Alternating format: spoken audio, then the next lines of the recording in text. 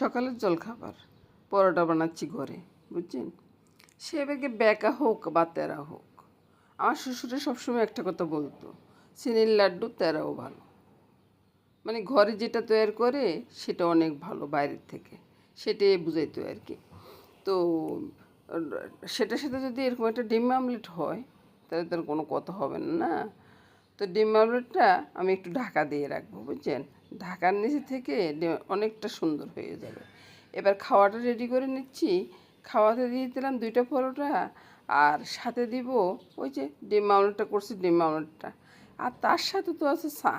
চা না হলে তো মানুষের সকালবেলার জীবনটা চলে না। সকালের 1 কাপ চা সারা দিনটা অনেকটা ভালো নিয়ে, বুঝছেন। সকালে 1 কাপ চা করে খাবেন আর সারা দিনটা খুব সুন্দরভাবে কাটিয়ে দেবেন। আর চাটা হইতে হবে ভালো, দারুণ একটা চা খাবেন। নমস্কার।